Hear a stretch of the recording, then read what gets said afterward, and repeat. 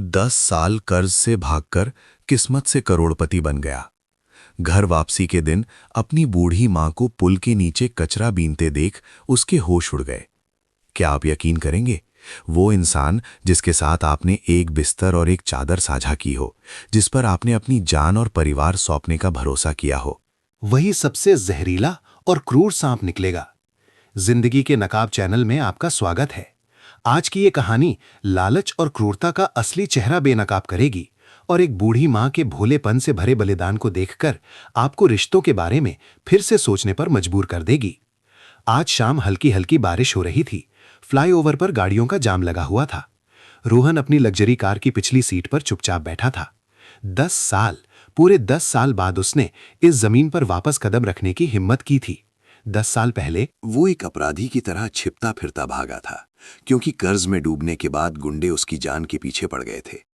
और आज वो एक बड़े इन्वेस्टमेंट फंड के डायरेक्टर के तौर पर लौटा था, अपने परिवार को हुए नुकसान की भरपाई के लिए करोड़ों की संपत्ति लेकर। रोहन ने अपना फोन खोला।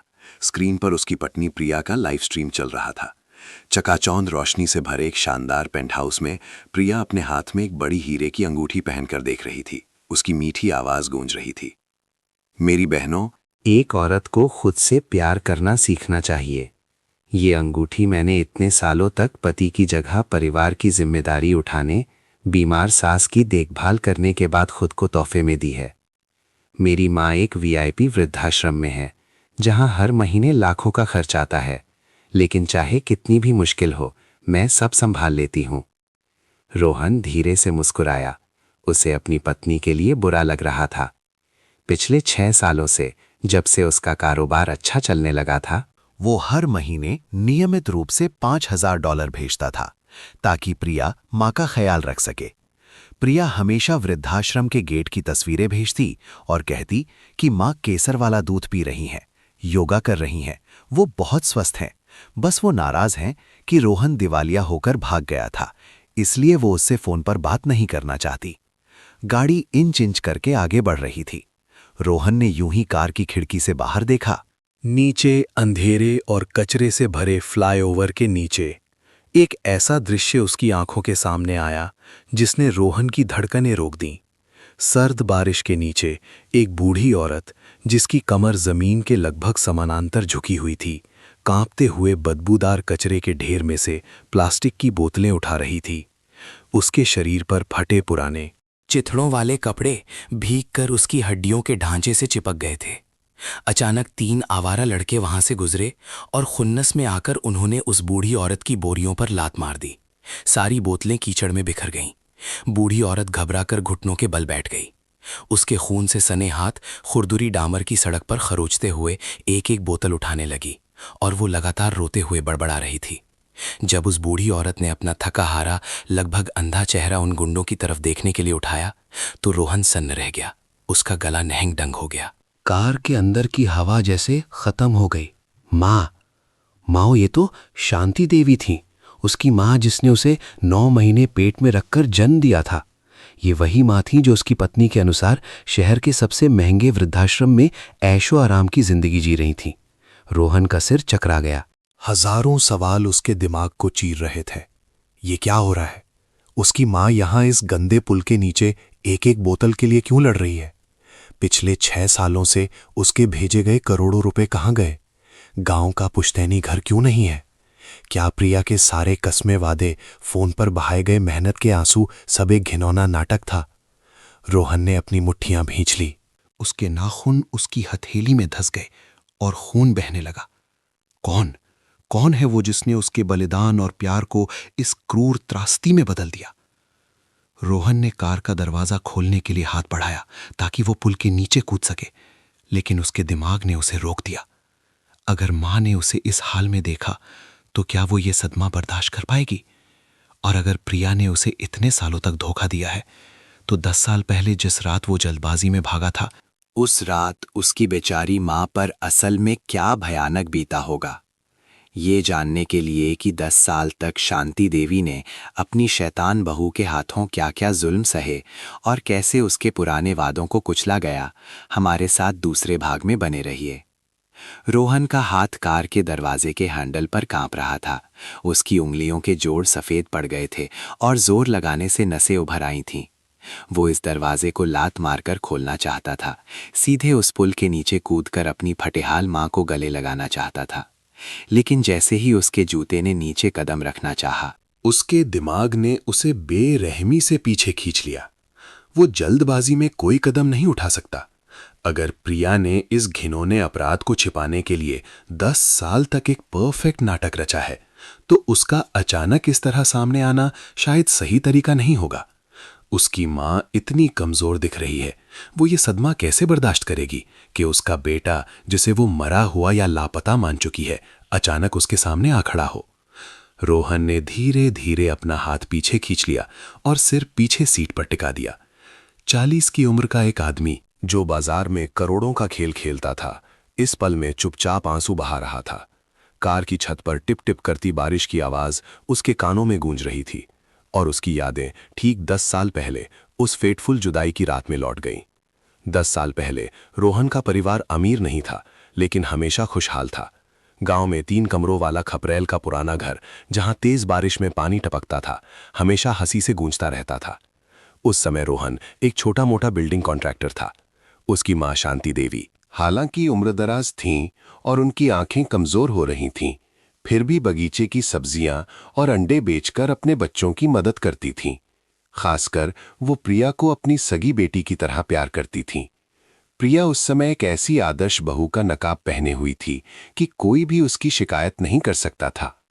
रोहन को आज भी याद है, सर्दियों की शामों में प्रिया अपनी सास के लिए हर्बल पानी गर्म करती, उनके बाल धोती और फिर उनके पैर दबाती और हमेशा मीठी मीठी बातें करती। माँ, आप अच्छे से खाना खाइए ताकि आप स्वस्थ रहें। हम पति पत्नी गरीब हैं, लेकिन जो भी है हम मिलकर खाएंगे। बस आप हमारे साथ 100 साल तक जिएं, यही काफी है।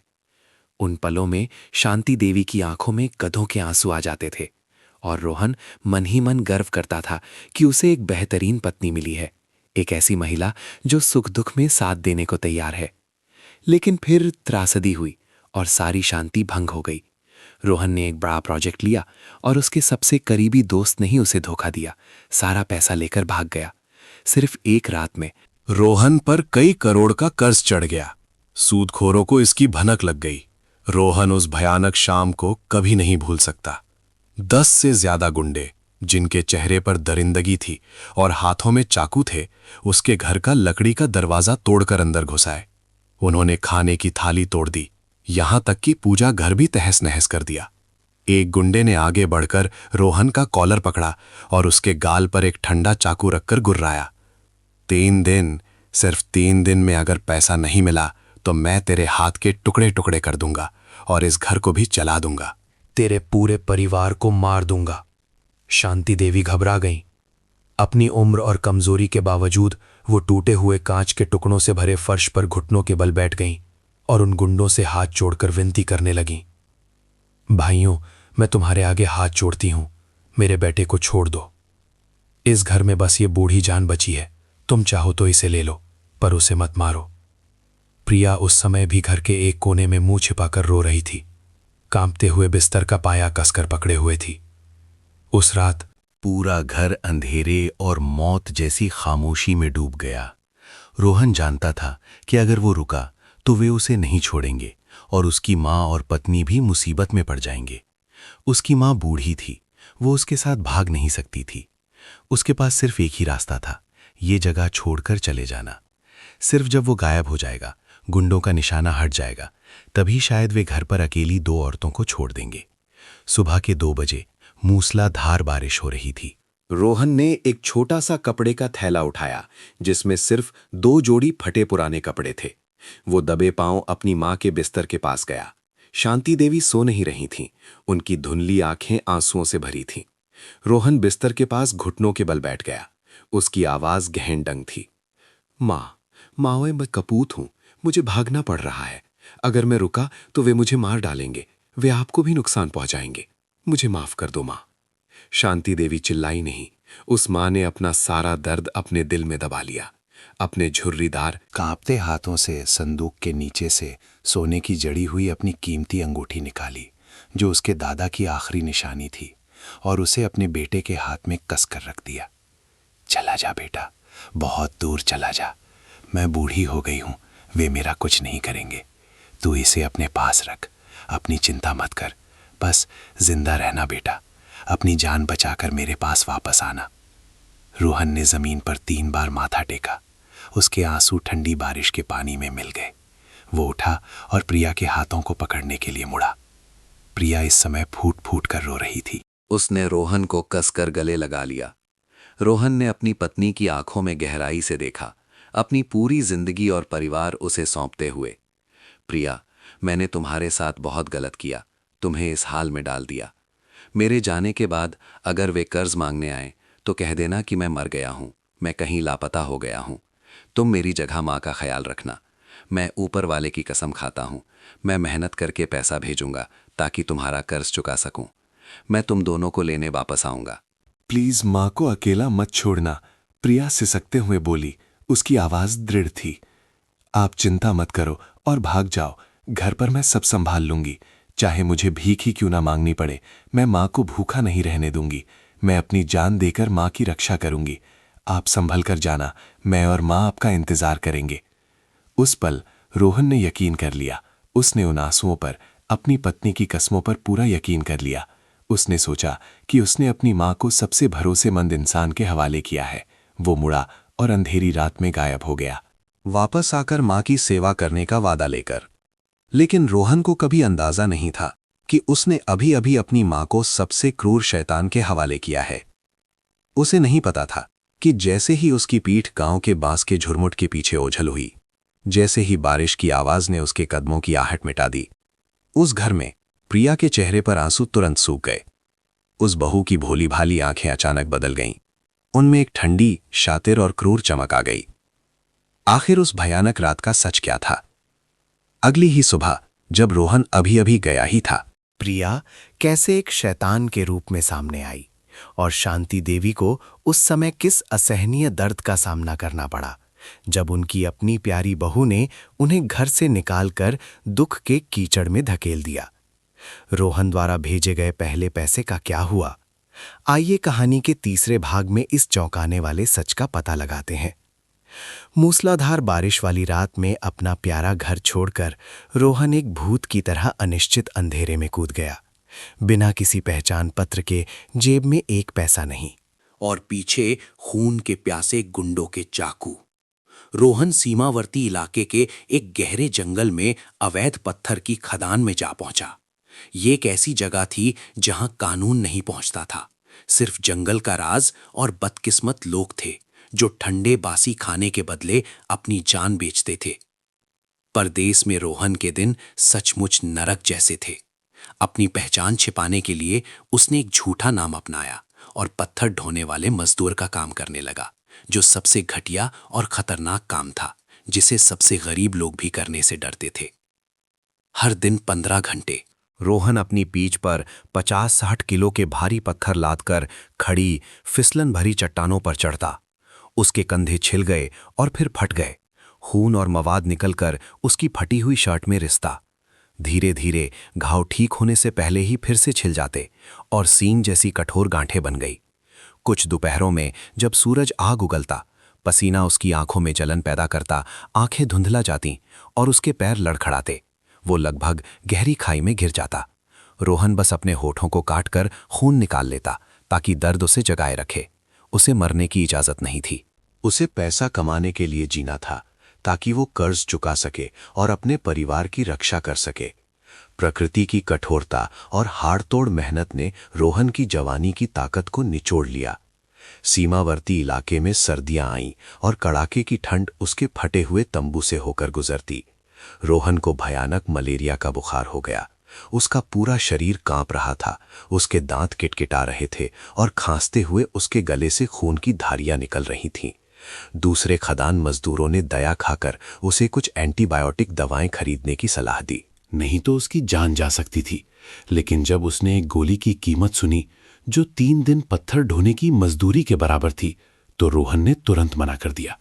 उसने मलेरिया के बुखार से अपने अंगों को नष्ट होने देना मंजूर किया, जंगल की जड़ों को उबालकर पीना मंजूर किया, लेकिन एक भी पैसा खर्च करने की हिम्मत नहीं की, क्योंकि रोहन जानता था कि पसीने और आंसुओं से कमाया गया हर एक नोट जो वो बचा रहा था, गांव में उसकी माँ और पत्नी को गुंडों से उतना ही सुरक्षित रखेगा। हर महीने जब उसे थोड़ी सी मजदूरी एक गंदे पॉलीथीन में लिपटी मिलती, तो रोहन का पहला काम होता था दर्जनों किलोमीटर जंगल के रास्ते चलकर कस्बे तक जाना और ऊंची फीस लेने वाले अवैध मनी ट्रांसफर एजेंटों को ढूंढकर प्रिया को पैसे भेजना। पैसे भेजने के बाद वो पब्लिक टेलीफोन बूथ पर खड़ा होकर कांपते हाथों से जाना पहचाना नंबर डायल करता।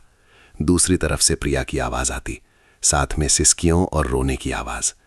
आप ठीक तो हैं? मुझे आज पैसे मिल गए, आप वहां अपना ख्याल रखना। रोहन का गला भरा था। उसके कठोर हाथ रिसीवर को कसकर पकड़ लेते। मैं ठीक हूं प्रिया। माँ कैसी हैं अब? क्या कर्ज वाले अब हमारे घर को परेशान तो नहीं करते? आप चिंता मत करो, प्रिया की आवाज जल्दी से आई। मैंने आपकी भेजे हुए पैसों से उन्हें संभाल लिया है, वे अब कुछ समय के लिए परेशान नहीं करेंगे। माँ को आजकल मौसम बदलने पर दर्द होता है, लेकिन मैंने उनके लिए दवाइयाँ खरीद ली हैं। मैं माँ का बहुत अच्छे से ख्याल रख रही हूँ। आप परेशान मत हो, बस आप सुरक्षित रहें। यही हम माँ बेटी के लिए खुशी की बात है। ये सुनकर रोहन की आंखों से आंसू छलक पड़े, अफसोस और दर्द के आंसू। उसने खुद को कोसा कि वो इतना नाकारा है कि उसकी पत्नी को उसकी जगह ये सब झेलना पड़ रहा है। एक बीमार बूढ़ी माँ की जिम्मेदारी उठानी पड़ रही है।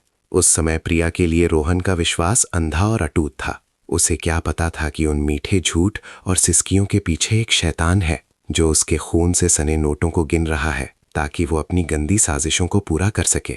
कर्ज का दबाव, घर की याद और क्रूर शारीरिक शोषण ने रोहन को सहन शक्ति की अंतिम सीमा तक पहुंचा दिया। एक शाम पत्थर तोड़ने के लिए लगाया गया डायनामाइट खराब हो गया और जहां रोहन काम कर रहा था वहां एक बड़ा भूस्खलन हो गया। वो बाल बच गया, लेकिन एक नुकीले पत्थर ने उसके पैर के निचले हिस्से में एक गहरा घाव कर दिया। उस रात तंबू में लेटे हुए बिना किसी एंटीसेप्टिक के घाव सूज गया और उसे असहनीय दर्द हो रहा था। अकेलापन, शारीरिक दर्द और गरीबी ने सबसे मजबूत आदमी के इरादों को भी तोड़ दिया। रोहन अपने थके हुए शरीर को घसीटकर खाई के किनारे ले गया। ठंडी हवा के झोंके चल रहे थे। बस आंखें बंद करके नीचे गरजते हुए झरने में कूद जाना था और सारा दर्द, सारा कर्ज हमेशा के लिए खत्म हो जाएगा। उसे पत्थर नहीं ढोने पड़ेंगे, खून नहीं खांसना पड़ेगा, एक आवारा कुत्ते की तरह छिप छिप कर नहीं जीना पड़ेगा।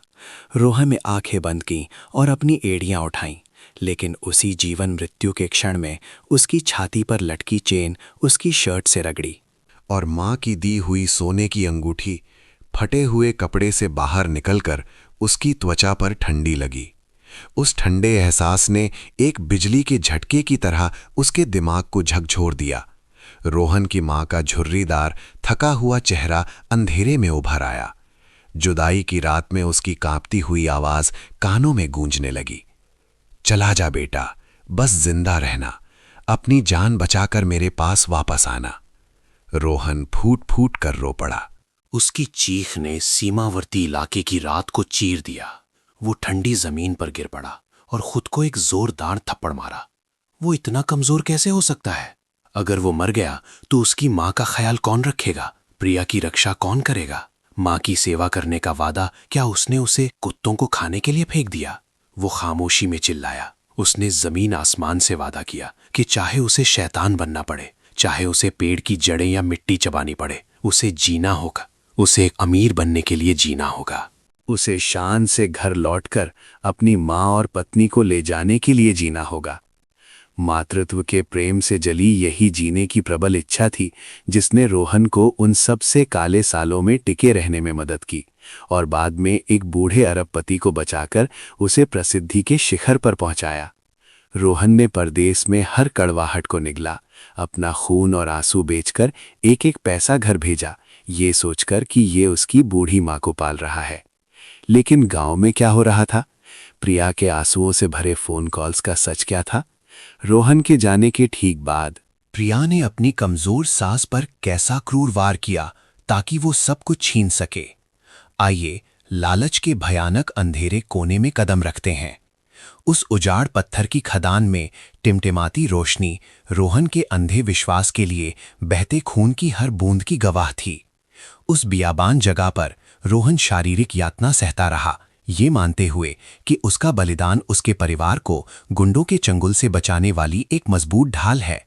लेकिन उसे अंदाजा नहीं था कि उस ढाल के उठने से पहले ही गांव में उसकी आदर्श पत्नी के नकाब में छिपी नागिन ने खुद ही सब कुछ तबाह कर दिया था। अगली ही सुबह जब रोहन के भागने के निशान अभी कीचड़ पर सूखे भी नहीं थे, प्रिया एक ऐसे ठंडे खून वाले इंसान के रूप में सामने आई जिसे देखकर रोंगटे खड़े हो जाएं, और उसने सब कुछ छीनने के लिए एक क्रूर योजना बनाई। उस सुबह गुंडे फिर से कर्ज मांगने के लिए दरवाजा पीटने आए, लेकिन इस बार प्रिया पिछली रात की तरह अपनी सास के पीछे छिपकर रो नहीं रही थी। वो शांति से आंगन में निकली। उसने तिरछी नजर से चाकुओं से लैस गुंडों को देखा और फिर एक ठंडी आवाज में कहा, रोहन भाग के आए। मैं सिर्फ उसकी पत्नी हूं, मेरा कोई लेना देना नहीं है, लेकिन ये घर उसकी बूढ़ी माँ के नाम पर है। तुम लोग थोड़ा दबाव डालो, उसे डराओ धमकाओ, मैं उसे घर बेचकर तुम्हारा कर्ज चुकाने के लिए मना लूंगी। लेकिन शर्त यह है कि घर बेचने के पैसे का आधा हिस्सा मुझे मिलना चाहिए। सूदखोरों को पैसे की गंध आई और उन्होंने तुरंत सिर हिला दिया। प्रिया ने एक निखुत और क्रूर नाटक रचा जिसका मकसद अपनी कमजोर सास की आखिरी संपत्ति और एकमात्र आसरा छीनना था। प्रिया घर में भागी, जानबूझकर अपने बाल बिखरे और शांति देवी के पैरों में गिरकर जोर जोर से रोने लगी। माँ, उन्होंने अभी अभी फोन किया था। उन्होंने रोहन को पकड़ लिया है। वे कह रहे हैं कि उन्होंने उसे शहर के बाहर कचरे के ढेर में बांध रखा है। अगर आज उन्हें पैसे नहीं दिए तो वे उसके हाथ पैर काट देंगे और उसे नदी में फेंक देंगे। माँ, मेरे पति को बचा लो। शांति देवी ये सुनकर सन्न रह गईं। उनके हाथ पैर कांपने लगे और वो जमीन पर गिर पड़ीं। मातृत्व के पवित्र प्रेम ने उस बूढ़ी माँ को सही गलत सोचने के काबिल नहीं छोड़ा। वो कांपते हुए उठीं और संदूक के नीचे से अपने खानदान की आखिरी निशानी, पुरानी पड़ चुकी रजिस्ट्री निकाली। उनकी आवाज गहनगांव थी। वो सिसकियां ले रही थी। बेच दो इसे, तुरंत बेच दो बेटी। जितने भी पैसे मिले उन्हें दे दो और उनसे रोहन की जान बख्शने की भीख मांगो। मैं तो बूढ़ी हो गई हूं, मैं कहीं भी रह लूंगी। अगले ही दिन पुश्तैनी घर को औने पौने दामों में बेच दिया गया। गुंडों के साथ अपना हिस्सा बांटने के बाद प्रिया ने बची हुई बड़ी रकम को अपने नए खरीदे हुए हैंडबैग में भर लिया। जब शांति देवी ने अपनी बहू को जाते हुए देखा तो उन्होंने घबराकर प्रिया का पल्लू पकड़ लिया। उनकी अंधी आंखों में दहशत थी। प्रिया, पैसे कहाँ हैं बेटी? जल्दी जाओ और रोहन को छुड़ा कर लाओ। देर हो गई तो वे मेरे बेटी को मार डालेंगे। प्रिया वहीं रुक गई। वो धीरे धीरे मुड़ी। उसका भोला भाला चेहरा अचानक गायब हो गया और उसकी जगह एक तेज तिरस्कार भरी नजर आ गई। अचानक प्रिया ने जोर से हाथ झटका। एक बेरहम धक्के ने 80 साल की बूढ़ी मां को आंगन के कोने में जमीन पर गिरा दिया। रोहन को छुड़ाऊं, बूढ़ी बेवकूफ औरत, प्रिया दांत पीसकर चिल्लाई। उसकी आवाज में हद से ज्यादा तीखापन और कड़वाहट थी। तुम्हारा बेटा क्या चीज है जो मैं उसे बचाने जाऊं? एक फटे हाल दिवालिया आदमी जिसने मेरी जिंदगी नर्क बना दी। ये पैसा मेरी जवानी का हर्जाना है। समझ लो कि तुमने अपने बेटे का कर्ज चुकाया है जिसने मेरी जिंदगी बर्बाद कर दी। मैंने इस टपकते गरीब बदबूदार घर में बहुत रह लिया और तुम, ये घर अब बिक चुका है। दफा हो जाओ यहां से, जाकर किसी पुल के नीचे रहो। मुझसे चिपक कर मेरी राह का रोड़ा मत बनो। शांति देवी को गहरा सदमा लगा। उनकी धुंधली आंखें फटी की फटी रह गईं। वो उस बहू को देख रही थीं जिसे वो कभी अपने सगी बेटी मानती थीं। उन्हें अपने कानों पर विश्वास नहीं हो रहा था। प्रिया के शब्द हजारों जहरीली सुइयों की तरह उनके दिल में चुभ गए, जो किसी भी शारीरिक घाव से ज्यादा दर्दनाक थे। बात यहीं खत्म नहीं हुई। एक चमचमाती स्कूटी गेट के सामने आकर रुकी। एक सजी धजी आदमी नीचे उतरा। ये वही आदमी था जिसके साथ प्रिया लंबे समय से छिप छिप कर मिलती थी। प्रिया खुशी से मुस्कुराई और अपनी सास के सामने ही उस आदमी को गले लगा लिया। उसने बेरहमी से लोहे के गेट पर ताला लगा दिया और शांति देवी को कीचड़ से सने कपड़ों में अकेला छोड़ दिया। जाने से पहले प्रिया ने पीछे मुड़कर एक ऐसी धमकी दी जिससे रूह कांप जाए। अगर तुमने पुलिस को बताने या मुझे ढूंढने की हिम्मत की तो मैं गुंडों से कहकर तुम्हारे बेटे के 100 टुकड़े करवा दूंगी। इस धमकी ने मातृत्व के प्रेम की दुखती रग पर वार किया और उस बूढ़ी मां की सारी प्रतिरोधक क्षमता छीन ली। शांति देवी ने अपने होठों को इतनी जोर से काटा कि खून निकल आया। उन्होंने आंसू पी लिए और अपने पुराने कपड़ों की गठरी उठाकर अनिश्चित रूप से फ्लाईओवर की ओर चल पड़ी। कुछ महीने बाद रोहन की खून पसीने की पहली कमाई खदान से आई। प्रिया को पैसे मिलने का संदेश मिला। वो हंसी और अपने प्रेमी के साथ उस पैसे को शानदार रेस्टोरेंट में उड़ाने, महंगे कपड़े खरीदने चली गई। रात में प्रिया ने रोहन को फोन किया और 1 सेकंड में वो एक बेहतरीन अभिनेत्री बन गई। उसकी आवाज घैन घैन और सिसकियों से भरी थी। जी, माँ आपसे बहुत नाराज हैं। वो कहती हैं कि आपके दिवालिया होने से उनके रिश्तेदारों में बेइज्जती हुई। उनका घर भी चला गया। वो शहर में किसी रिश्तेदार के घर रहने चली गई हैं। वो आपसे फोन पर बात करने से साफ मना कर रही हैं। मैंने बहुत समझाया पर वो नहीं मानती। आप चिंता मत करो और काम करो। मैं उन्हें नियमित रूप से पैसे भेजती रहती हूं। दूसरी तरफ रोहन ये सुनकर दिल में दर्द महसूस कर रहा था। वो बस खुद को कोस सकता था कि वो कपूत है और उसने खुद से वादा किया कि वो और भी ज्यादा मेहनत करेगा ताकि वो और पैसे भेजकर भरपाई कर सके। गांव में कई बार जब शांति देवी भूख से बेहाल होकर कबाड़ बीन रही होती थीं, तो उन्होंने प्रिया को उसके प्रेमी के साथ घूमते हुए देखा। वो रोते हुए दौड़कर आती और प्रिया के पैरों में गिरकर रोहन की खबर के लिए भीख मांगती। प्रिया बेरहमी से उन्हें धक्का देती और बाजार से खरीदा हुआ एक नकली मृत्यु प्रमाण पत्र जमीन पर फेंककर क्रूरता से एक एक शब्द चबाकर कहती, रोहन मर गया, सीमा पर एक खदान में डूबकर मर गया। उसका फूला हुआ शरीर किसी ने नहीं लिया। अब उसे ढूंढने की जिद मत करना। मेरा ऐसा गरीब पति नहीं था। इस क्रूर झूठ ने शांति देवी की जीने की इच्छा और आखिरी उम्मीद को पूरी तरह से तोड़ दिया। घर छिन गया, बेटा छिन गया, उस मां का दिल टुकड़ों में बिखर गया। उन्होंने उस नकली कागज को उठाया और भीड़ भाड़ वाली सड़क के बीच में रोते रोते बेहोश हो गई। लालच के अंधेरे ने प्रिया को एक असली शैतान बना दिया था, जिसने उन लोगों से सब कुछ छीन लिया जिन्होंने कभी उसे प्यार किया था। उनकी जिंदगी से लेकर जीने की उम्मीद तक। ये सोचकर कि उसका बेटा मर चुका है, घर से निकाल दिए जाने के बाद शांति देवी भूख और ठंड से कैसे लड़ेंगी। उस गंदे पुल के नीचे 10 साल तक उस बूढ़ी मां की सहनशीलता और खामोश बलिदान हमारी आंखों में आंसू कैसे लाएगा। क्या उनके लिए कोई चमत्कार होगा? कहानी के 5वें भाग में दुख और गुस्से के साथ आगे बढ़िए। उस नकली मृत्यु प्रमाण पत्र की खबर ने शांति देवी की बची खुची जिंदगी की आखिरी सांस भी खींच ली। अपने इकलौते बेटे, एकमात्र मानसिक सहारे को खोने के दर्द ने 80 साल की बूढ़ी मां को पूरी तरह से तोड़ दिया। वो एक चलती फिरती लाश की तरह भीड़ भाड़ वाली जिंदगी के बीच लड़खड़ाते हुए चलती रहीं, भूख, ठंड और राहगीरों की दया भरी नजरों को नजरअंदाज करते हुए। बिना घर के और कोई भी रिश्तेदार गुंडों के डर से उन्हें पनाह देने को तैयार नहीं था। शांति देवी चुपचाप शहर के बाहरी इलाके में एक नम, बदबूदार फ्लाईओवर के नीचे चली गईं। यहीं से उस बूढ़ी मां की इस समाज के सबसे निचले तबके में 10 साल की नारकीय जिंदगी शुरू हुई। दिन रात भारी ट्रकों की गड़गड़ाहट से कांपता फ्लाईओवर उनका एकमात्र घर बन गया। सोने की जगह सिर्फ कचरे के ढेर से उठाए गए कुछ फटे पुराने गत्ते थे, जो ठंडे, पेशाब और तेल के दागों से सने सीमेंट के फर्श पर बिछे थे। सर्दियों की हड्डी कंपा देने वाली हवा से बचने के लिए उन्होंने नायलॉन के टुकड़े और फटी सीमेंट की बोलियां इकट्ठा करके एक अस्थायी झोपड़ी बनाई। अपनी टिमटिमाती जिंदगी को बनाए रखने के लिए शांति देवी दिन रात अपनी कमर झुकाकर कांपते पैरों से चलतीं और सड़क किनारे के हर कूड़ेदान में प्लास्टिक की बोतलें और लोहे के टुकड़े ढूंढतीं। उनके वे हाथ जो कभी रोहन को पालने के लिए मेहनत करते थे, अब लाल, फटे और विकृत निशानों से भरे थे। उनकी आंखें कमजोर हो गई थीं।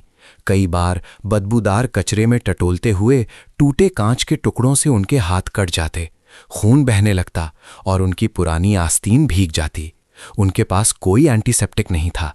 वो बस सड़क किनारे से मुट्ठी भर रेत उठाकर घाव पर लगा लेती, ताकि खून बहना बंद हो जाए और असहनीय दर्द को सहते हुए फिर से चुपचाप चलने लगती। कुछ दिन जब उन्हें पर्याप्त कबाड़ नहीं मिलता तो कचरा ढेर के गुंडे या सड़क के आवारा लड़के उनकी बोरी को लात मारकर फेंक देते और उन्हें बेरहमी से पीटकर भगा देते। गरीबी और अपमान की पराकाष्ठा एक सर्दियों की शाम को हुई जब हल्की बारिश हो रही थी। 2 दिन से शांति देवी के पेट में एक दाना भी नहीं गया था। भूख ने उनके पेट में ऐसी ऐंठन पैदा की कि उनकी छाती में दर्द होने लगा और उनके हाथ पैर इतने कांप रहे थे कि वो चल भी नहीं पा रही थी। एक बदबूदार नाले के पास से गुजरते हुए उन्होंने गलती से एक थर्माकोल का डिब्बा देखा। मान्य व्यक्ति के लिए ये घिनौना कचरा था, लेकिन उस समय शांति देवी के लिए ये उनकी बची खुची सांसों को बचाने का एकमात्र सहारा था। उन्होंने कांपते हुए खिचड़ी का डिब्बा उठाया, उसे अपनी फटी हुई साड़ी के पल्लू में छिपाया और मुश्किल से पुल के नीचे अपनी झोपड़ी तक पहुंची।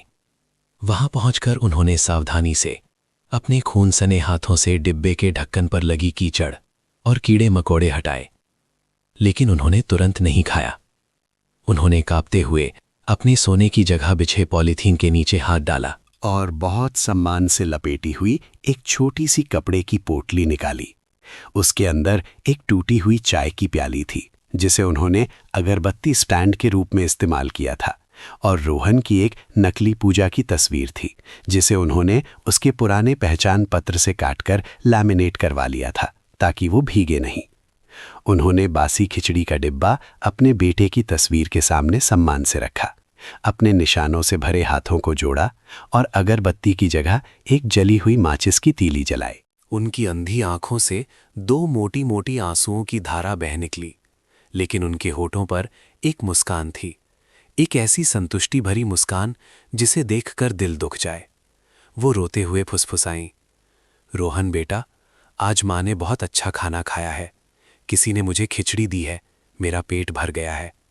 तुम नीचे स्वर्ग में ठंडे तो नहीं हो बेटा, मेरी चिंता मत करना, मैं यहाँ ऊपर बहुत अच्छी तरह से जी रही हूँ, बहुत आराम से हूँ बेटा।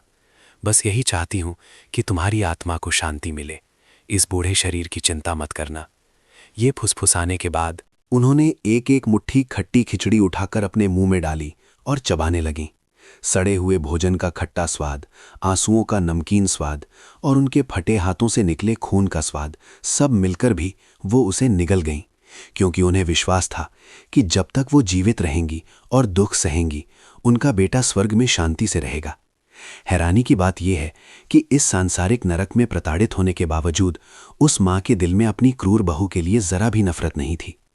कई रातें जब वो बीमार होती, पुल के नीचे बुखार से कांपती, तो वो बस खुद को सिकोड़ लेती और हड्डियों के दर्द को सहती। उन्होंने प्रिया को दोष नहीं दिया कि उसने उनकी संपत्ति छीन ली और उन्हें सड़क पर भेज दिया। उनके भ्रमित और क्षमाशील मन में वो केवल खुद को बेकार मानती थीं। वो अपने भ्रम में बड़बड़ाती, प्रिया अभी जवान है, रोहन मर गया है, वो पैसे लेकर एक नया जीवन शुरू करने चली गई तो क्या गलत किया। मैं बूढ़ी, भुलक्कड़, अंधी और लंगड़ी हूं, अगर मैं रहती तो उसकी जिंदगी पर बोझ ही बनती। उसने मुझे जिंदा छोड़ दिया, यही बहुत है। यहां तक कि वो हाथ जोड़कर भगवान से प्रार्थना करतीं कि प्रिया और उनका पोता दूर कहीं भी सुरक्षित और खुश रहें। जब भी वो सबसे ज्यादा अकेला महसूस करतीं तो वो बस यही कामना करतीं कि काश 10 साल पहले वो हादसा ना हुआ होता, काश रोहन ने ठेकेदारी का काम ना किया होता। परिवार बेहद गरीब होता, नमक रोटी खाता, लेकिन माँ बेटा साथ होते, यही काफी था। शांति देवी की ये खामोश सहनशीलता 10 साल तक चलती रही। उन्हें बिल्कुल भी पता नहीं था कि उनसे कुछ ही दूर उनका बेटा, जिसके लिए वो दिन रात रोती और पूजा करती थीं, एक मशहूर करोड़पति बन चुका है। रोहन अभी भी जिंदा था, बहुत अच्छी तरह से जी रहा था और हर महीने लाखों रुपए इस अंधे विश्वास के साथ भेज रहा था कि उसकी माँ वृद्धाश्रम में एक रानी की तरह जी रही है। 10 साल तक एक भ्रम में जीना, 10 साल तक खून पसीने की कमाई सीधे एक धोखेबाज की जेब में जाना। तो फिर इस निखुद झूठ के पर्दे को तोड़ने के लिए क्या होगा? कौन सी भाग्यशाली घटना रोहन को इस लंबी नींद से जगाएगी और उसे अपनी पत्नी के बारे में भयानक सच्चाई का एहसास कराएगी। क्या ये एक आध्यात्मिक सपना होगा या प्रिया की एक घातक गलती? छठे भाग में अपनी सांसें थामकर आगे की कहानी सुनिए। किस्मत का बदलना और अंतर्ज्ञान का इशारा। 10 साल तक परदेश में खून और आंसू बहाकर, कांटों पर चलकर आखिरकार भगवान ने एक नेक बेटे का रास्ता नहीं रोका। एक बार पत्थर की खदान धंसने पर रोहन ने अपनी जान जोखिम में डालकर मलबे में से एक बूढ़े आदमी को बचाया जो वहां निरीक्षण करने आए थे। अनजाने में वो बूढ़ा आदमी उस इलाके के सबसे बड़े खनन समूह का अरबपति अध्यक्ष निकला। रोहन की बहादुरी और उसकी बूढ़ी मां के प्रति उसकी भक्ति की कहानी सुनकर उस अरबपति ने उसे अपना दत्तक पुत्र बना लिया और उसे शहर ले जाकर प्रशिक्षित किया। एक मामूली पत्थर ढोने वाले मजदूर से रोहन एक विशाल निवेश कोष का सीईओ बन गया। अब 42 साल की उम्र में रोहन के पास 50 करोड़ से ज्यादा की संपत्ति थी। पुराने गुंडे कुछ जेल में थे, कुछ भाग गए थे। पुराने कर्ज अब कोई चिंता का विषय नहीं थे। रोहन ने फैसला किया कि अब छिपने के दिन खत्म हुए। अब शान से अपनी मातृभूमि लौटकर अपनी मां और पत्नी को शहर लाने का समय आ गया है, ताकि वे एक शानदार जीवन जी सकें और उन मुश्किल दिनों की भरपाई हो सके। आज शांति देवी का 80वां जन्मदिन था। रोहन अपने आलीशान ऑफिस में सबसे ऊंची मंजिल पर बैठा। सोने की परत चढ़े उस जन्मदिन कार्ड को देख रहा था जिसे उसने खुद तैयार किया था। पिछले 6 सालों से, जब से उसका काम अच्छा चल रहा था, रोहन हर महीने नियमित रूप से $5000 प्रिया को भेजता था ताकि वो शांति निकेतन नामक एक काफी अच्छे वृद्धाश्रम में मां की देखभाल कर सके। एक बड़ा सरप्राइज देने के लिए रोहन ने प्रिया को पहले से नहीं बताया। वो खुद वृद्धाश्रम में फोन करके सबसे बड़ा फूलों का गुलदस्ता ऑर्डर करना चाहता था और वृद्धाश्रम के प्रबंधन से अनुरोध करना चाहता था कि वे उसे स्क्रीन पर मां को देखने के लिए सीधे कनेक्ट करें, भले ही वो गुस्से में उससे बात ना करना चाहें। रोहन ने अपने सहायक विक्रम को इंटरनेट पर शांति निकेतन वृद्धाश्रम का हेल्पलाइन नंबर खोजने के लिए कहा। दूसरी तरफ एक महिला ऑपरेटर की मीठी आवाज आई। नमस्ते, शांति निकेतन वृद्धाश्रम। नमस्ते, मैं श्रीमती शांति देवी, जन्म 1946 के लिए एक विशेष सेवा बुक करना चाहता हूं। वो पिछले 6 सालों से आपके वीआईपी विंग में हैं। आज उनका जन्मदिन है, रोहन ने उत्साह से कहा। हालांकि कुछ मिनट सिस्टम जांचने के बाद उस कर्मचारी ने झिझकते हुए कहा, सर, क्या आपसे कोई गलती हो रही है? मैंने वीआईपी और सामान्य ग्राहकों की पूरी सूची ध्यान से जांच ली है। श्रीमती शांति देवी, जन्म 1946 नाम की कोई भी महिला यहां नहीं है। रोहन ने नाराजगी से भौहें से कोड़ी। आप ठीक से जांचिए। मेरी पत्नी प्रिया हर महीने मेरी मां के लिए वहां लाखों रुपए का भुगतान करती है, पिछले 6 सालों से। ऐसा कैसे हो सकता है कि कोई रिकॉर्ड ना हो? दूसरी तरफ कुछ देर खामोशी रही, फिर मैनेजर ने खुद फोन उठाया और बहुत दृढ़ता से कहा, माफ कीजिए सर, लेकिन हमारा शांति निकेतन वृद्धाश्रम केवल 3 साल पहले ही खुला है और काम कर रहा है। ये संभव नहीं है कि आपकी मां यहां 6 साल से रह रही हों। मैनेजर के शब्द रोहन के चेहरे पर ठंडे पानी के छींटे की तरह पड़े। उसके हाथ से फोन लगभग कालीन पर गिर गया। वृद्धाश्रम केवल 3 साल पहले खुला है, तो पिछले 6 सालों से हर महीने भेजे गए हजारों डॉलर कहाँ गए? प्रिया ने किसे पैसे भेजे? एक ठंडी लहर उसकी रीढ़ में दौड़ गई। रोहन को अंतर्ज्ञान हुआ कि कुछ बहुत ही भयानक गड़बड़ है। उसने तुरंत फोन काट दिया और कांपते हाथों से अपने फोन में फोटो एल्बम खोला। ये वे तस्वीरें थीं जो प्रिया उसे हर महीने भेजती थी, ये कहते हुए कि उसने मां की तस्वीरें चुपके से ली हैं क्योंकि वो गुस्से में फोटो नहीं खिंचवाना चाहती। तस्वीरों में हमेशा एक बूढ़ी औरत होती थी जो ऊनी टोपी पहने होती थी जिससे उसका आधा सिर ढका होता, व्हीलचेयर पर बैठी, कैमरे की तरफ पीठ किए हुए, या फिर फूलों से भरे बगीचे के बीच उसका आधा धुंधला चेहरा ही दिखता था। रोहन ने उस तस्वीर को जूम किया जिसमें वो बूढ़ी औरत व्हीलचेयर के हैंडल को पकड़े हुए थी। उसकी आंखें फैल गईं, उसकी धड़कनें इतनी तेज हो गईं जैसे उसका सीना फट जाएगा। तस्वीर में जो हाथ थे वे एक ऐसे हाथ थे जिन पर उम्र की झुर्रियां तो थीं, लेकिन वे काफी भरे पूरे और गोरे थे, और कलाई पर एक चमकदार जेट का कंगन भी था। नहीं, ये नहीं हो सकता, रोहन बड़बड़ाया। उसके माथे पर पसीना आ गया। उसे अपनी माँ के हाथ अच्छी तरह याद थे, वे हाथ जिन्होंने पूरी जिंदगी खेती बाड़ी की थी। उंगलियां पतली थीं, जोड़ों की हड्डियां मोटी और खुरदरी थीं, और खास तौर पर माँ के दाहिने हाथ की तर्जनी उंगली का एक हिस्सा मशीन में कट गया था, लेकिन तस्वीर में जो महिला थी उसकी उंगलियां पूरी तरह से सलामत थीं। और वो जेड का कंगन, माँ की सबसे कीमती चीज तो सोने की अंगूठी थी, जिसे उन्होंने 10 साल पहले भागने वाली तूफानी रात में खुद अपने हाथों से निकालकर उसे दिया था, और वो अभी भी उसकी छाती पर लटकी हुई थी।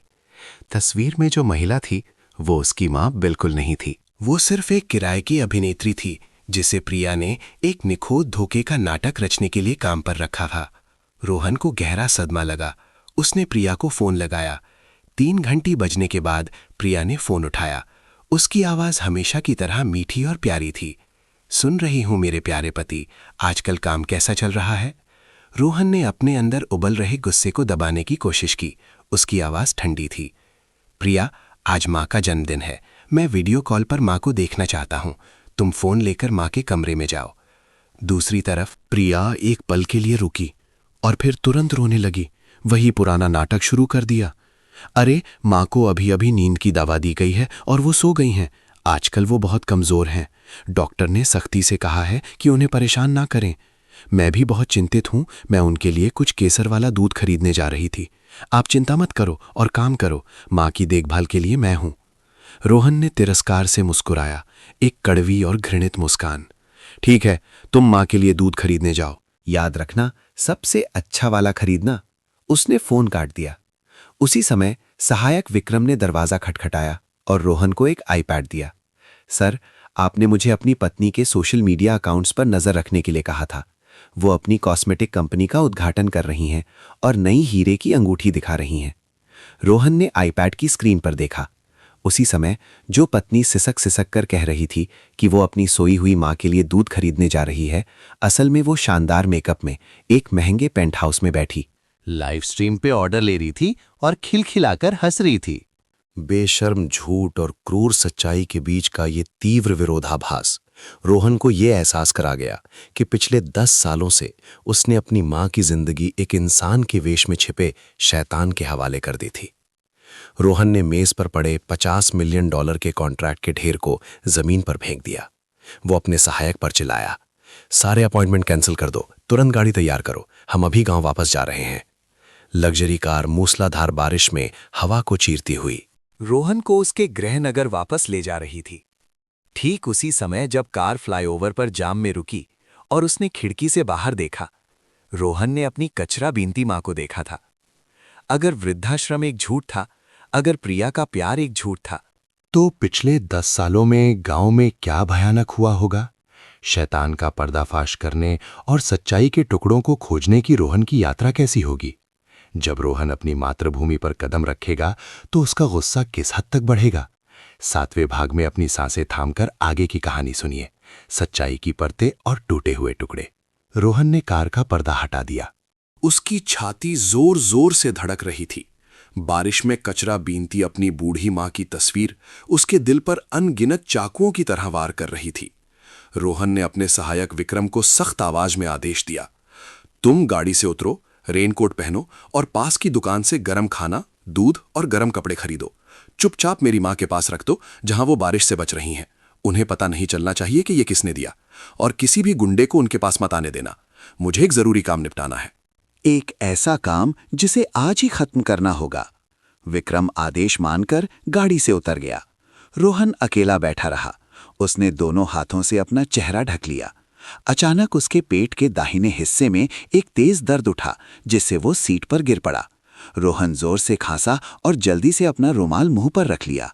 जब उसने रुमाल हटाया तो सफेद कपड़ों पर गहरे लाल खून के धब्बे थे।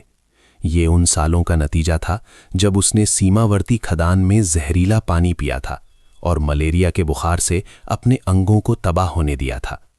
अंतिम चरण का लिवर कैंसर उसकी जिंदगी के दिन गिन रहा था। शहर के डॉक्टर ने कहा था कि वो ज्यादा से ज्यादा 6 महीने और जिएगा।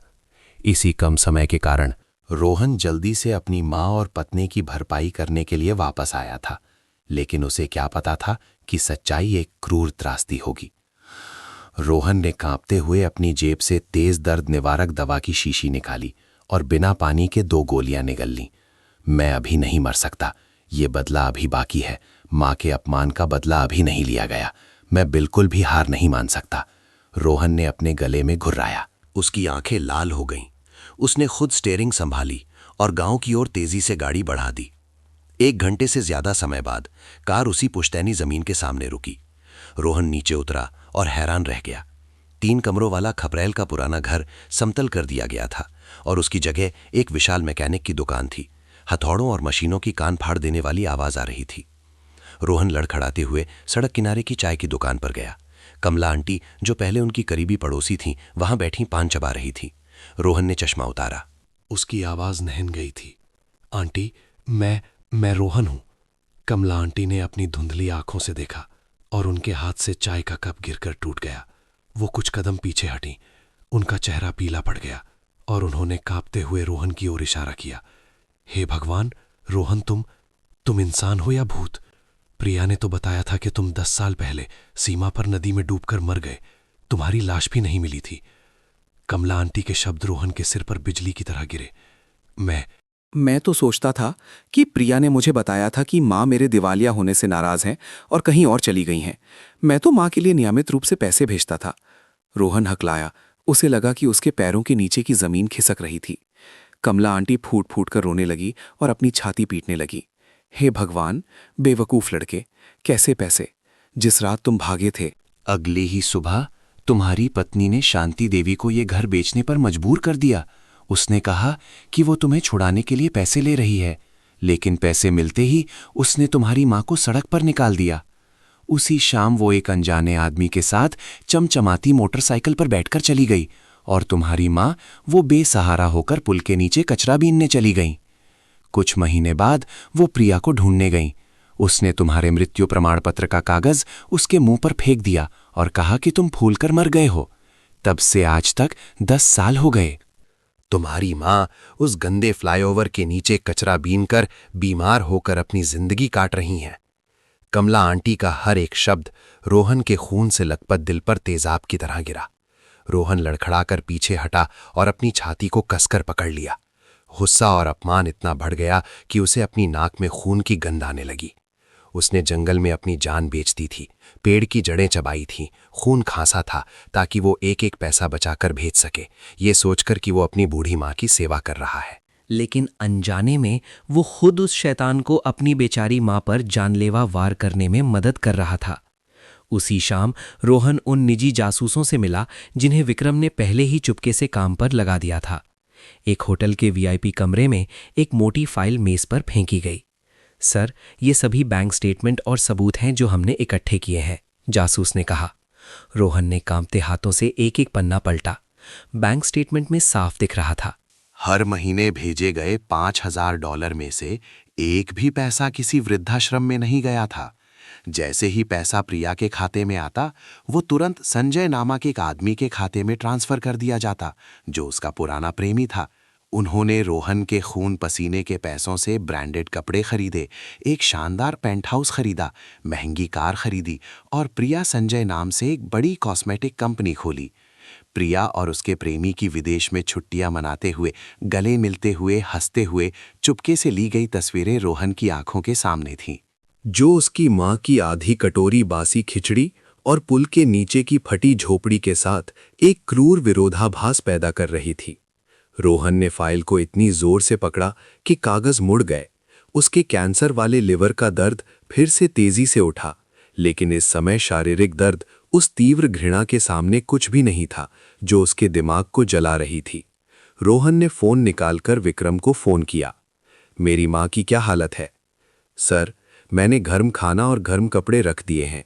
उन्होंने अच्छे से खाया, लेकिन वो रोते हुए आपकी तस्वीर को देख रही थी।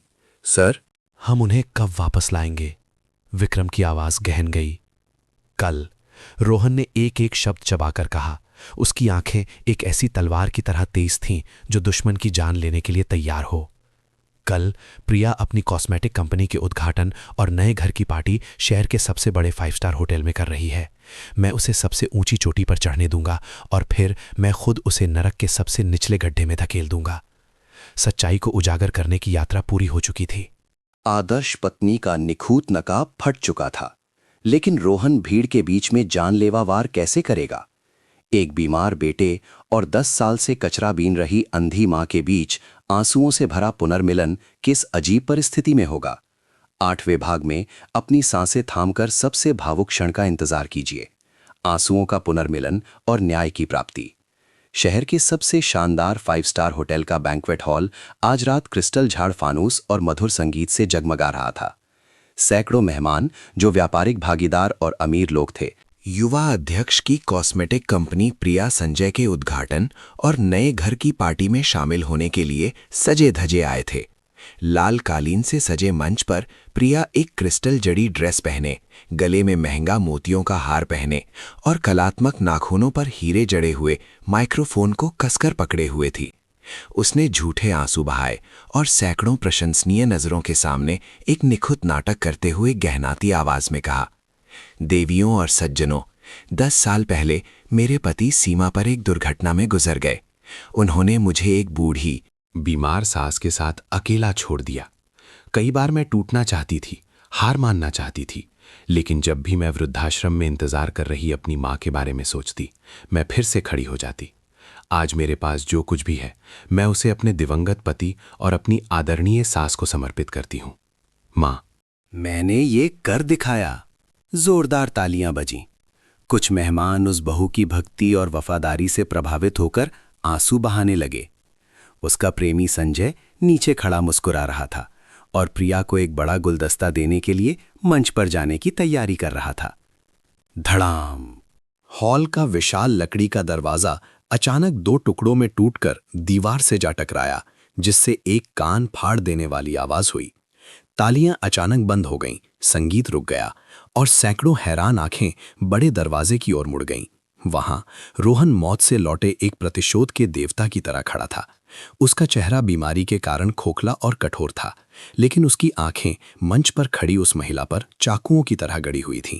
लेकिन जिस चीज ने सभी को सबसे ज्यादा हैरान किया, वो उसके बगल में खड़ी महिला थी, एक बूढ़ी औरत, जिसकी कमर इतनी झुकी हुई थी कि वो जमीन के लगभग समानांतर थी। हालांकि सहायक विक्रम ने उसे एक नया गरम जैकेट पहनाया था, लेकिन उसकी दयनीय हालत और 10 साल से जमा हुई कीचड़ और कचरे की गंध छिपाई नहीं जा सकती थी। उस बूढ़ी औरत के हाथ आगे की ओर टटोल रहे थे और वे निशानों, दरारों और लालिमा से भरे थे। ये एक ऐसा क्रूर और नखवर तैखीने वाला विरोधाभास था। कबाड़ बीनने वाली मां के खून से सने विकृत हाथ और अपनी प्रसिद्धि के शिखर पर खड़ी बहू के हीरों से जड़े गोरे हाथ। रोहन को देखकर प्रिया मंच पर जड़ हो गई। माइक्रोफोन उसके हाथ से छूटकर लकड़ी के फर्श पर गिर गया। उसके चेहरे का रंग उड़ गया और उसकी आंखें डर से फटी रह गईं, जैसे उसने कोई भूत देख लिया हो।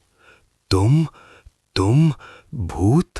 प्रिया हकलाते हुए पीछे हटी और माइक्रोफोन स्टैंड से टकराकर फर्श पर गिर पड़ी। चकाचौंध रोशनी और सैकड़ों अजनबियों के बीच शांति देवी बेहद डर गईं। उनकी अंधी आंखें देख नहीं सकती थीं। वो केवल एयर कंडीशनर की ठंडी हवा और भयानक खामोशी को महसूस कर सकती थीं। उन्होंने रोहन का हाथ कसकर पकड़ लिया और शर्मिंदगी से सिकुड़ते हुए कांपती आवाज में कहा, बेटा, तुम मुझे कहाँ ले आए हो? ये जगह बहुत शानदार है। मैं इनका कालीन गंदा कर दूंगी। कृपया इस बूढ़ी औरत को वापस पुल के नीचे जाने दो बेटा, वे लोग मुझे मार डालेंगे। अपनी मां की विनती सुनकर रोहन का दिल हजारों चाकुओं से कट गया। उसके लिवर में तेज दर्द उठा, लेकिन उसने दांत भींचकर उसे सहन किया। रोहन मुड़ा और सैकड़ों अमीर मेहमानों की परवाह किए बिना वो अपनी मां के पैरों के पास लाल कालीन पर घुटनों के बल बैठ गया।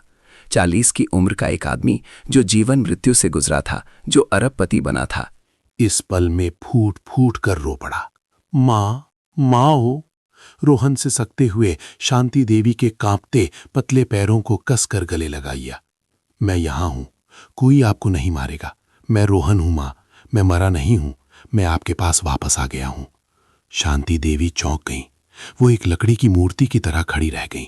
उनके कठोर निशानों से भरे हाथ धीरे धीरे ऊपर उठे और उन्होंने कांपते हुए रोहन के बालों को छुआ। और फिर उसके चेहरे, माथे और नाक को टटोला। 10 साल तक अंधेरे में जीने के बाद, 10 साल तक नकली तस्वीर के सामने बासी खिचड़ी खाने के बाद उन्हें अपने कानों पर विश्वास नहीं हो रहा था। रोहन, क्या सच में तुम हो बेटा? मैं तो सोचती थी कि तुम 10 साल पहले नदी में डूब गई थी। उनकी आवाज गहनढक थी, सांसें रुक रुक कर आ रही थीं। नहीं माँ, उसने आपको धोखा दिया। उसने मुझे भी धोखा दिया।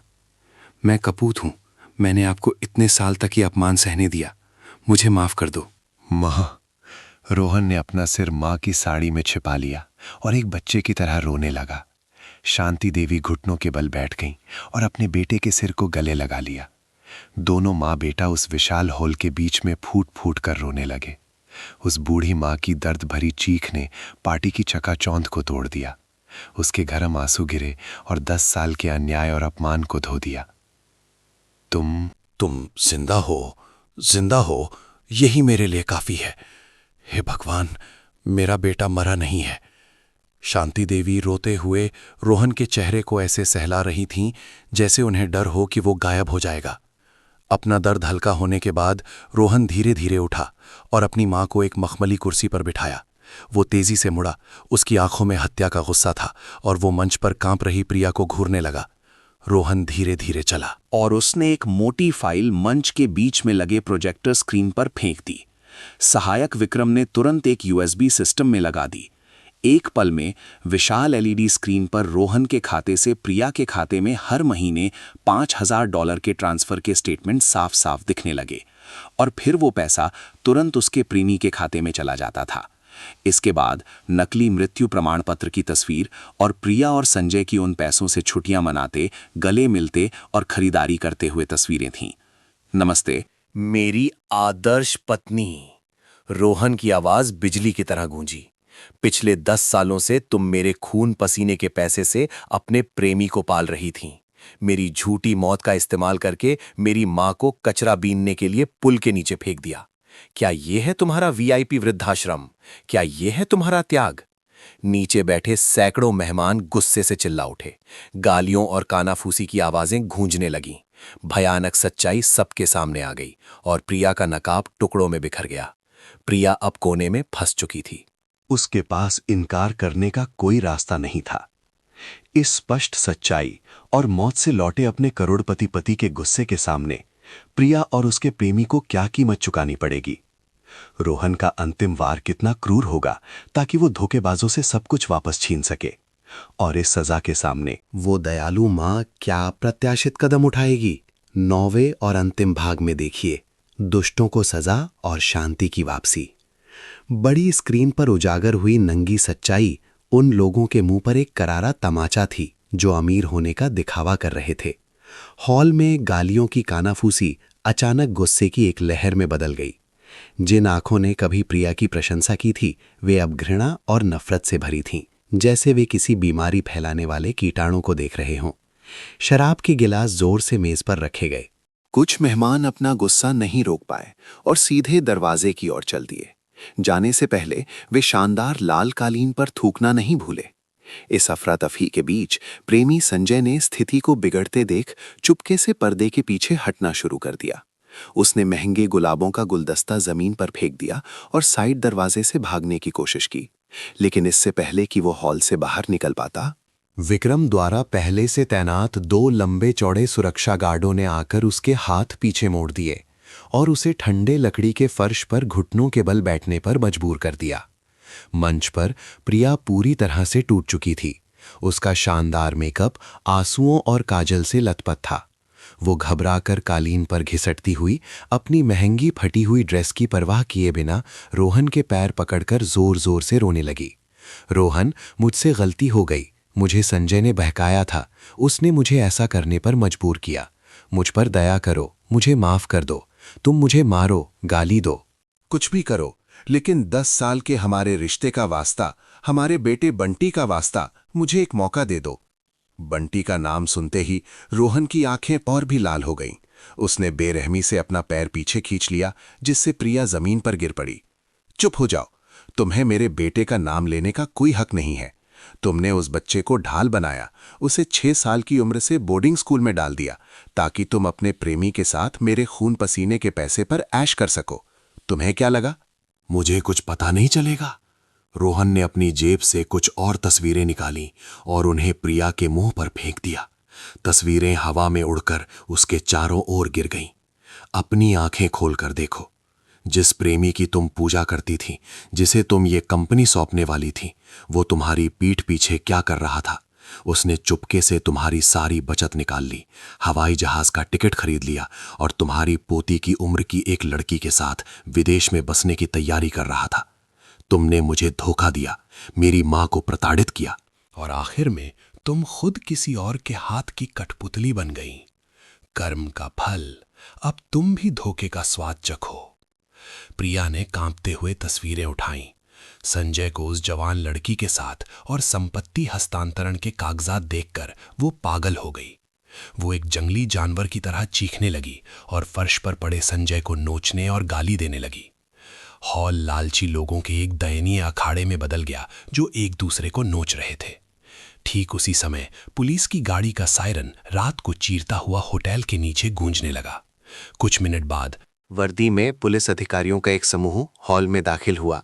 टीम के लीडर ने हाथ में एक कागज लेकर जोर से लेथिमाई और त्रानवन तुआन के खिलाफ जालसाजी, धोखाधड़ी और बुजुर्गों पर अत्याचार के आरोप में गिरफ्तारी वारंट पढ़ा।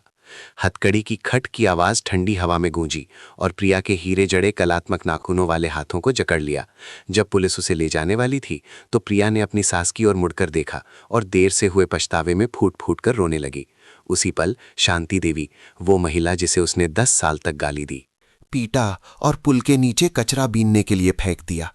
लड़खड़ाते हुए आगे बढ़ी वो, रोते हुए अपने कठोर निशानों से भरे हाथों से रोहन के कोट का पल्लू पकड़कर विनती करने लगीं, छोड़ दो बेटा, उसे माफ कर दो। आखिर उसने तुम्हारे बेटे बंटी को जन्म दिया है। मुझे दुख सहने की आदत है, ये छोटे मोटे घाव कुछ भी नहीं है।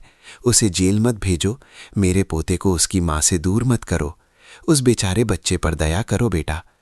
उस बूढ़ी माँ के अंतिम समाधान ने हॉल में मौजूद सभी लोगों को रुला दिया। प्रिया ने ये सुनकर उसके घुटने कांप गए। वो फर्श पर गिर पड़ी और दर्द से चीखने लगी। अंतिम क्षण में जो एकमात्र व्यक्ति उसके लिए दया की भीख मांग रहा था, वो वही था जिसे उसने सबसे ज्यादा बेरहमी से कुचला था। लेकिन कानून में अपराध को माफ करने की कोई जगह नहीं है। रोहन ने अपनी मां को कसकर गले लगाया और गहन आवाज में उनके आंसू पूछे, मां, कानून का अपना न्याय होता है। बंटी को मैं ले आऊंगा, मैं खुद उसे पाल पोस कर एक अच्छा इंसान बनाऊंगा और जो जैसा बोता है वैसा ही काटता है मां। प्रिया और संजय को ले जाया गया। उनके साथ जेल की सजा और पूरे समाज की नफरत थी। हॉल खाली हो गया। रोहन ने अपना कोट अपनी मां के कमजोर कंधों पर डाला और उन्हें उस झूठी चकाचौंध से बाहर निकालकर गाड़ी में बिठाया। 1 महीने बाद एक शांत गांव में उसी पुश्तैनी जमीन पर मशीनों की कान फाड़ देने वाली आवाज नहीं थी। रोहन ने पैसे देकर पूरी जमीन वापस खरीद ली थी और उसी पुराने 3 कमरों वाले खपरेल के घर को फिर से बनवा दिया था। शाम की धूप में शांति देवी एक बांस की चारपाई पर बैठी थी, अपने पोते को गोद में लिए मुस्कुरा रही थी। उनकी आंखों का ऑपरेशन हो गया था और रोशनी लौट आई थी। उनके हाथों के घाव भी भर रहे थे। रोहन बगल में बैठकर गरम कबूतर का सूप लेकर एक एक चम्मच फूंक कर अपनी मां को पिला रहा था। हालांकि लिवर कैंसर उसका समय गिन रहा था, लेकिन रोहन का चेहरा इस समय बेहद शांत था। अपनी जिंदगी के आखिरी समय में उसने अपना कर्तव्य पूरा कर लिया था, अपनी मां के अपमान का बदला ले लिया था और सच्ची शांति पाली थी। प्यारे श्रोताओं, पैसा लालची लोगों की आंखों पर पर्दा डाल सकता है, लेकिन ये कभी भी मातृत्व का प्रेम नहीं खरीद सकता। लोग मुश्किल समय में एहसानों को आसानी से भूलकर पैसे के पीछे भाग सकते हैं, लेकिन एक माँ का दिल हमेशा एकमात्र आश्रय होता है, जो कभी भी अपने भटके हुए बच्चे को अस्वीकार नहीं करता। कर्म का फल देर से मिल सकता है, लेकिन ये कभी किसी को नहीं छोड़ता। जो बुराई का बीज बोता है उसे त्रासदी ही मिलती है, और जो नेकी से जीता है उसे अंत में भगवान का आशीर्वाद मिलता है। आज की कहानी सुनने के लिए धन्यवाद। अगर आपको ये कहानी सार्थक लगी तो कृपया एक लाइक शेयर और नेक जीवन चैनल को सब्सक्राइब करें ताकि हमें समुदाय में मानवीय मूल्यों को फैलाने के लिए और प्रेरणा मिले। नमस्ते और अगली कहानी में फिर मिलेंगे। नमस्ते दोस्तों, आप सब ये कहानी दुनिया के किस कोने से सुन रहे हैं? हमें कमेंट में जरूर बताइएगा। आपको ये कहानी कैसी लगी? अपनी राय भी हमारे साथ साझा करें। नमस्ते। सदैव खुश और सुरक्षित रहें। आपके जीवन में सदैव शांति। और हाँ, अगर आपके पास भी है तो अधिक जानकारी कमेंट्स में जरूर शेयर करें, हमें होगी।